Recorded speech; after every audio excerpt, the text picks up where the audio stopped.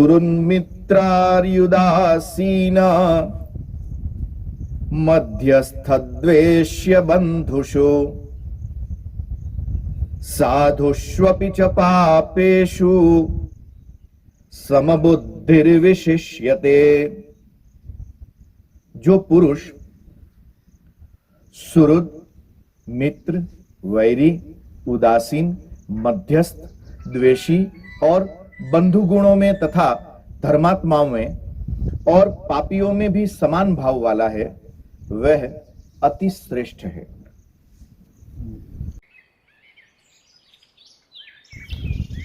तो सज्जनों, मुस्कुराइए। आप सभी को मेरा प्रणाम। जय सिया राम। कन्या गुरुकुल के लाभार्थ मानवता मिशन द्वारा आयोजित इस आत्मचिंतन सत्र में आपका स्वागत है।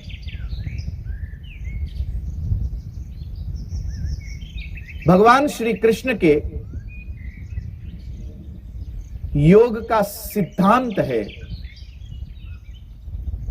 समत्वम योग उच्यते। जो समत्व को उपलब्ध हो सका, ज्यादातर होता ऐसा है कि व्यक्ति या इस भाव पर रह सकता है या यहां से छलांग लगाकर उस भाव में चला जाता है, जिस विषय पर हम आगे चर्चा कर चुके हैं। हमारी आंतरिक स्थिति एक घड़ी के पेंडुलम की तरह इधर से उधर, उधर से उधर डोलती रहती है। सुहृद मित्र उदासीन,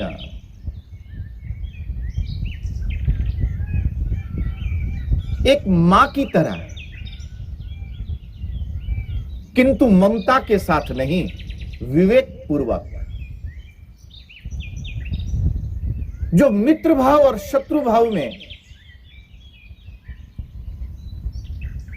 स्वयं को उदासीन कर सके,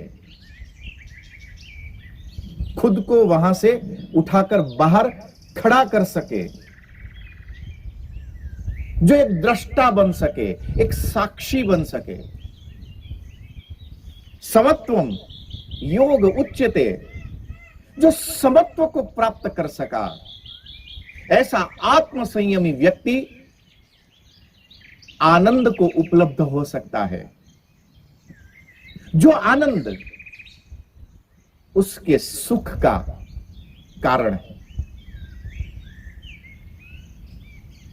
प्रत्येक व्यक्ति सुखी होना चाहता है और यह होना भी चाहिए, किंतु जो क्षणिक हो, जो स्वल्प हो, पूर्ण का चिंतन करने वाला व्यक्ति उस क्षणिक के पीछे, उस स्वल्प के पीछे दौड़ कैसे सकता है?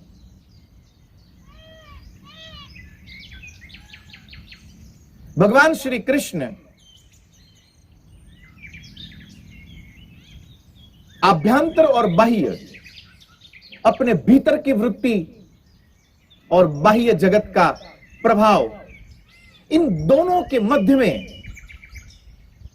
इन दोनों के बीच में एक समत्व को उपलब्ध होने की एक शिक्षा देते हैं। एक अंदर से उत्पन्न हुआ एक ऐसा चैतन्य, जो चैतन्य हमें परम आनंद की लहरों में उस समुद्र के भीतर खड़ा कर सके। ऐसे समत्व को उपलब्ध हुआ व्यक्ति, जो इस जगत की वास्तविक सफलताएं हैं, जिस सफलताओं के शिखर पर व्यक्ति स्वयं पहुंचना चाहता है, ऐसी सफलताओं को ऐसा आत्म संयमी योगी उपलब्ध हो सकता है।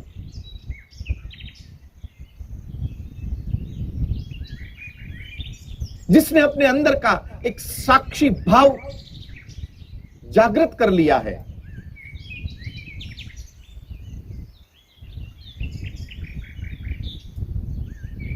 विगत सूत्रों में हमने दो अतियों के बीच का जो गजग्राह है, जो विरोध है, उन विषयों पर गहराई से चिंतन किया है। धीरे धीरे धीरे उसकी स्मृति, उसके प्रति हमारा लगाव, उस समत्व को, उस द्वंद्व से परे होने की उस विधा को अपने हृदय में उतारने की एक अपनी जिज्ञासा, ये आगे की इस योग की यात्रा में हमारा पाथेय बनने वाली है। ये मैंने पूर्व में भी कहा है, मैं आज पुनः आपको याद दिला रहा हूं। जो भीतर से चैतन्यत्व को प्राप्त हो सका है, ऐसा आत्म संयमी व्यक्ति दुखेष्वनु द्विग्न मनाः सुखेषु विगत स्पृहः वीतराग भयक्रोध स्थितधिः मुनिरुच्यते। भगवान श्री कृष्ण कहते हैं कि जिसने सुख और दुख के बीच में डोलना अब बंद कर दिया है, जिसने अपने आप को, अपनी आत्मनिष्ठा को जो प्राप्त कर चुका है, जिसने अपने भीतर एक साक्षी भाव को, एक चैतन्यता को जिसने जगा लिया है, ऐसा जागृत आत्म संयमी व्यक्ति विगत स्पृहः, जिसकी स्पृहाएं, जिसका आकर्षण, जिसको प्राप्त करने की, मैं ये भी प्राप्त कर लूं, मैं वो भी प्राप्त कर लूं, ये जो दौड़ने की एक जो लालच है, जो अपनी इस लालच पर काबू पा सका है, ऐसा एक स्थित प्रज्ञ आत्म संयमी व्यक्ति समत्व के इस योग के प्रांगण में पहुंचता है, जो भगवान श्री कृष्ण का प्रांगण है, जहां पर न सुख के लिए कोई आकर्षण है, तो अब वहां पर दुख के लिए कोई विरोध भी नहीं बचता है। जैसे हमने पूर्व में चिंतन किया था, और उस चिंतन में भगवान श्री कृष्ण ने हमें सिखाया कि सुख और दुख के भीतर आत्मा की, जिसे हम मैं कहते हैं, उसका अपना कोई संयोग है ही नहीं, किंतु इस संयोग को हमने पैदा किया है। और भगवान श्री कृष्ण एक मजेदार बात कहते हैं कि यह संयोग दुख के समय नहीं जागृत होता है, इसको हम जागृत करते हैं सुख के दौरान। जब कोई फूल की माला पहनाए और तब व्यक्ति के भीतर एक सुख उत्पन्न हो कि ये माला मुझे पहनाई, तो उस व्यक्ति ने अपने दुख का आमंत्रण स्वतः दे दिया। अब यदि कोई मुंह मोड़ के बात करेगा तो उसको दुख होना एकदम स्वाभाविक हो जाएगा। सुख की आसक्ति ही हमारे दुख का निमंत्रण है। भगवान श्री कृष्ण कहते हैं कि आत्म संयमी वह है जो समत्व को उपलब्ध हो सका है। जब सुख का आकर्षण ही समाप्त हो जाए, उस व्यक्ति ने अपने दुख के सारे दरवाजे दृढ़ता पूर्वक बंद किए हुए हैं। एक बाह्य जगत जिसका आकर्षण, जिसके विषय में हम चर्चा करते हुए कह रहे थे, नैवम नैवम कहते हुए किसी वस्तु, पदार्थ, जगत, व्यवस्थाएं, भावनाएं, संभावनाएं, इन सब को केवल और केवल गालियां देते रहना, ऐसा व्यक्ति कभी समत्व को उपलब्ध ही नहीं हो सकता है। ऐसा व्यक्ति कभी आत्म संयम को उपलब्ध ही नहीं हो सकता है। ऐसा व्यक्ति कभी योगारूढ़ हो ही नहीं सकता है। ऐसा व्यक्ति कभी परम योगत्व को प्राप्त ही नहीं कर सकता है। क्योंकि जो भीतर का तिरस्कार है, जो भीतर की जो नकारात्मकता है, वो नकारात्मकता उसको योगत्व से दूर खड़ा करती है, समत्व से दूर खड़ा करती है। जिसने समत्व को ही प्राप्त न किया, वो आनंद के महासागर में कैसे प्रवेश कर सकता है। इसी समत्व को अब एक एक करके भाव, वस्तु और पदार्थ के दृष्टि से और स्थिर करने के लिए भगवान श्री कृष्ण ने 2 मंत्र दिए, जिसमें से एक मंत्र में भगवान श्री कृष्ण बाह्य जगत में समत्व को उपलब्ध होने के लिए एक सूत्र देते हैं कि जिसने मिट्टी, पत्थर और सुवर्ण में समान दृष्टिकोण को प्राप्त कर लिया है, जिसके भीतर एक प्रौढ़ता का जन्म हो चुका है, एक ऐसी स्थिरता, एक ऐसी प्रौढ़ता, एक ऐसा जवाबदेह व्यक्तित्व कि जिसकी जवाबदेही में, जिसकी प्रौढ़ता में एक शाश्वत शांति का, एक आनंद का अनुभव विद्यमान हो। ये जो व्यापकता है शाश्वत शांति की, ये जो व्यापकता है एक व्यापक अनुभव का, यही शांति का आधार है। केवल सुवर्ण का आकर्षण, अभी वर्षा ऋतु चल रही है, यदि आपके पास सुवर्ण ही सुवर्ण हो, आपने जो खेत खरीदा है उस खेत में भी मिट्टी, पत्थर, कंकड़ न हो, केवल सुवर्ण ही सुवर्ण हो, फिर गेहूं कहां पकाओगे?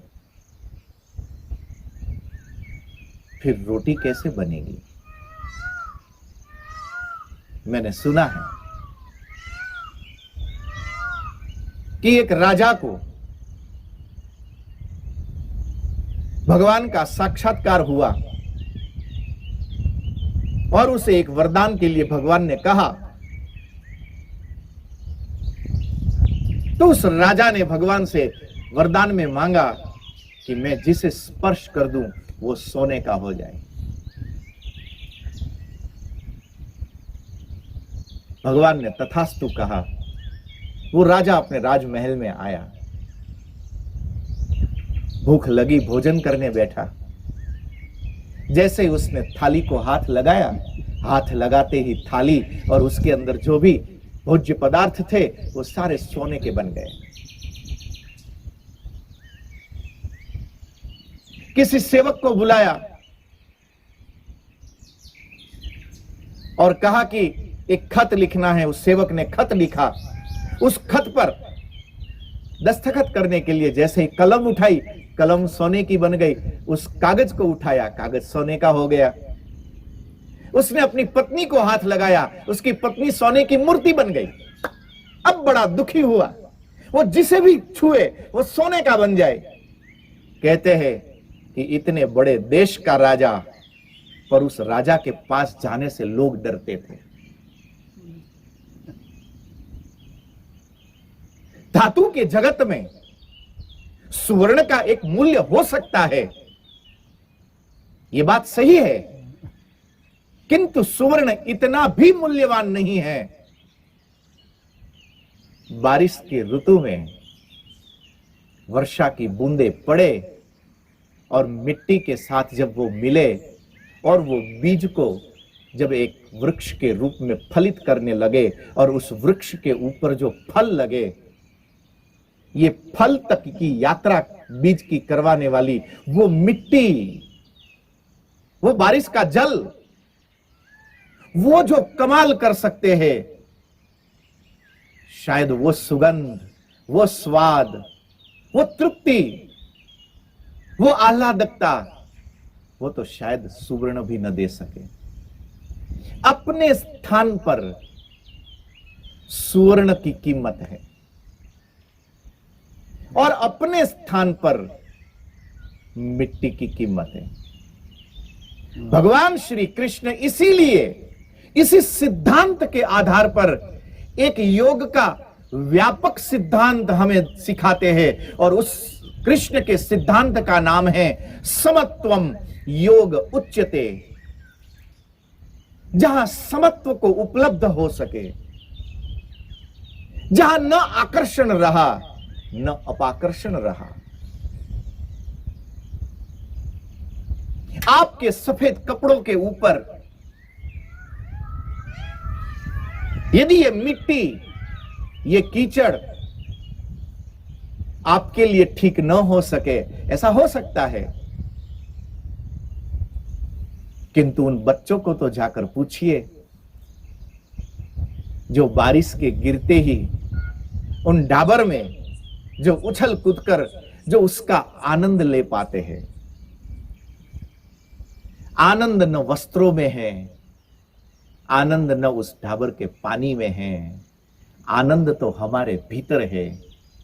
एक के कपड़ों, सफेद कपड़ों की चमक के कारण उसने ढाबर के उस पानी में से आनंद को गंवा दिया, जबकि एक छोटे से बच्चे ने उसी ढाबर के पानी में से अपने परम आनंद को प्राप्त कर लिया।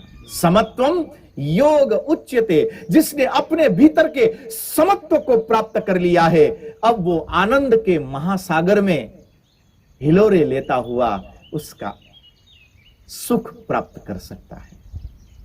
श्री कृष्ण कहते हैं कि जिसके भीतर से अब द्वेष समाप्त हो चुका है,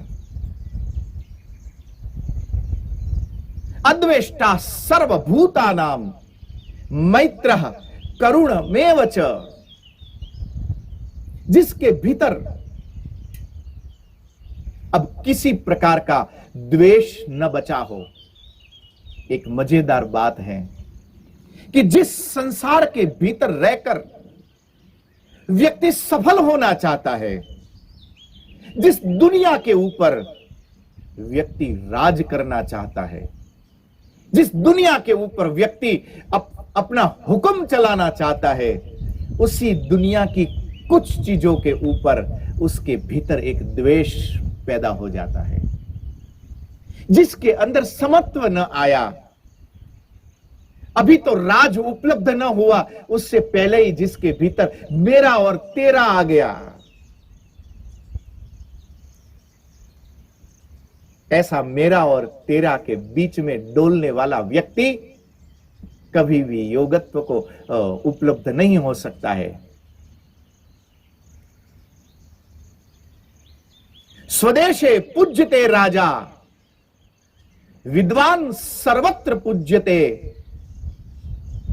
सफलता के उस शिखर पर पहुंचने के बाद भी यदि भीतर से उस द्वेष का भाव समाप्त न हुआ, तो समझिए कि उस व्यक्ति ने राजपद को भी प्राप्त करने के बावजूद भी अपने भीतर के उस श्रेष्ठतम शिखर को प्राप्त करके छोड़ दिया।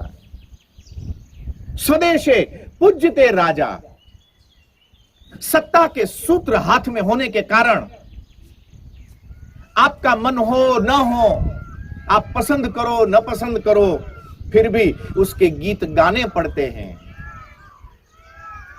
इन गीतों में, इस संगीत में यथार्थता नहीं होती है, एक प्रकार का बलात्कार होता है, एक अति होती है। उस अति से, उस बलात्कार से बचने के लिए दूसरा सूत्र है, विद्वान सर्वत्र पूज्यते। जिसके भीतर प्रौढ़ता है, जो समझदारी के आवरण को जिसने प्राप्त कर लिया है, ऐसा विवेक को उपलब्ध, समत्व को प्राप्त किया है, जिसने ऐसा आत्म संयमी साधक परम योग को प्राप्त कर सकता है। इस आत्म संयम तक की यात्रा अब इसको एक एक पदार्थ जो बाह्य जगत में फैले हुए हैं, ठीक उसी तरह हमारे अंदर की जो भीतर की व्यवस्थाएं हैं, जो वासना है, भावनाएं हैं, अंतःकरण की जो वृत्तियां हैं, अब उन वृत्तियों पर भगवान श्री कृष्ण बात करते हैं। भगवान श्री कृष्ण कहते हैं कि सुरन मित्र्युदासीन,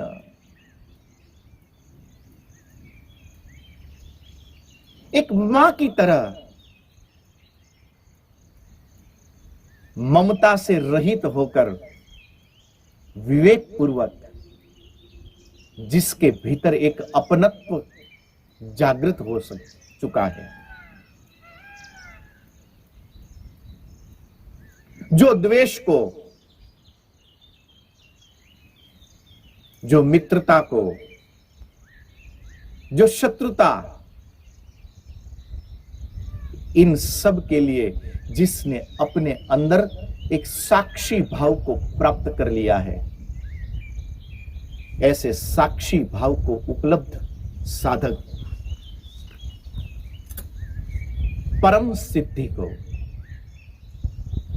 अपने श्रेष्ठतम स्थान पर वो यात्रा कर सकता है।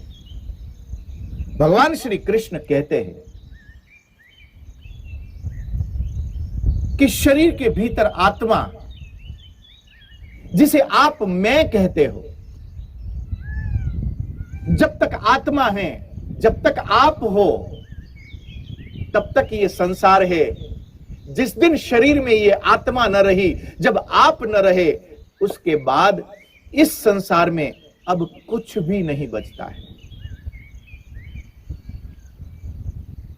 इस संसार और आपके बीच में एक मध्यस्थ है, और उस मध्यस्थ का नाम है मन।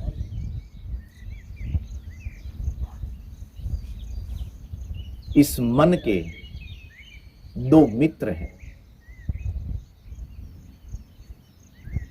इस मन के पहले मित्र का नाम है इंद्रियां, और इस मन के दूसरे मित्र का नाम है बुद्धि। चूंकि इंद्रियों का स्वभाव स्वयं ही एक क्षणिक है, अशाश्वत है, यदि मन इंद्रिय सुख की ओर झुकने लगे तो शाश्वत होते हुए भी आप अशाश्वत को प्राप्त करने लगते हो, क्षणिक को प्राप्त करने लगते हो।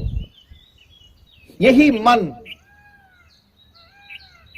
यदि इसका झुकाव बुद्धि की ओर बढ़ने लगे, हित और अहित का विचार करके प्रवृत्त होना, भविष्य का ध्यान रखते हुए निर्णय लेना, ये बुद्धि का स्वभाव है। जिसके भीतर भविष्य की चिंता आई, जिसके भीतर भविष्य को संवारने का एक स्वप्न जागृत हो सका, जो मन बुद्धि की तरफ झुका, समझ लो कि उसने अपनी श्रेष्ठता, अपनी उत्कृष्टता की यात्रा को प्रारंभ कर दिया। भगवान श्री कृष्ण कहते हैं कि यहां से प्रारंभ की गई ये यात्रा धीरे धीरे जब साक्षी भाव तक की यात्रा बनती चली जाएगी, तब ये साक्षी भाव आनंद की सुख राशि में परिवर्तित होता चला जाएगा। यह भीतर का मनोवैज्ञानिक परिवर्तन एक शाश्वत सफलता को प्राप्त करने की, ये भीतर की जो शक्ति है, उन शक्तियों को जगाने का ये योग का सिद्धांत, समत्व का सिद्धांत है। आत्म संयमी व्यक्ति को चाहिए कि अपने भीतर उस समत्व को जगाए जो समत्व उसे साक्षी भाव की एक यात्रा प्रारंभ करवा सके। इस संसार के सारे पदार्थ, और एक मजेदार बात यह है कि यदि हमारा विवेक जाग भी जाए तो इसका अर्थ यह नहीं है कि दुनिया में जितने लोग हैं सबके विवेक जग जाएंगे। ना, सबके विवेक नहीं जगते हैं। बाह्य जगत का इस मामले में बड़ा सुख है, क्योंकि वो अपने स्वभाव से ज्यादा बाहर नहीं जा सकते। सुवर्ण अपनी चमक को कभी छोड़ नहीं सकता है, और मिट्टी अपनी उर्वरकता को कभी छोड़ नहीं सकती है। मिट्टी चमकेगी नहीं, सुवर्ण कभी उर्वरक नहीं बनेगा। वो अपने स्वभाव में निहित रहते हैं, किंतु लोगों की प्रवृत्तियां, लोगों का व्यवहार, ये कभी स्वभाव के साथ स्थिर नहीं रहता है। अपने अपने लाभा लाभो जया जयो, अपने अपने लाभ, अपने अपने स्वार्थ, अपनी अपनी इच्छाओं को पूर्ण करने के लिए व्यक्ति अपने भीतर से अपना एक नया व्यवहार प्रकट करता है। न चाहते हुए भी इसका प्रतिबिंब आपके भीतर भी आता है। आप आज संकल्प कर लो कि मैं मुस्कुराता रहूं। कितनी मजेदार बात है कि जब आप कैमरे के सामने जाओ तो क्लिक करने से पहले कैमरामैन जब आपको बताएं तो बड़ा प्यारा सा मुस्कुराते हो, क्योंकि ये मुस्कुराहट आपके चित्र को सुंदर कर सकती है।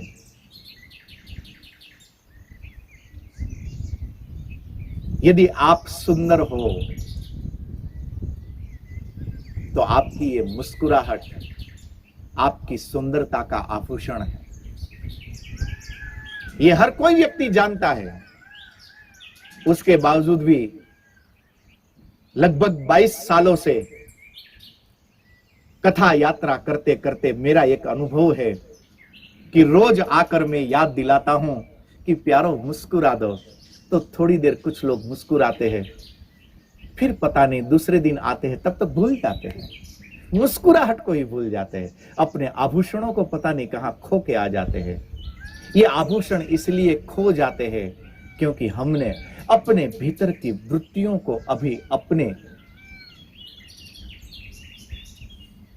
जिसका अपनी वृत्तियों पर अपना कोई प्रभुत्व नहीं रहा, ऐसा व्यक्ति मुस्कुराने की सोच तो लेता है किंतु मुस्कुराता नहीं है। तो सज्जनों, आज इतना ही। पुनः सत्संग के किसी गलियारे में आपसे मिलने की आशा के साथ आप सभी को मेरा प्रणाम। जय सिया राम। मुस्कुराते रहना।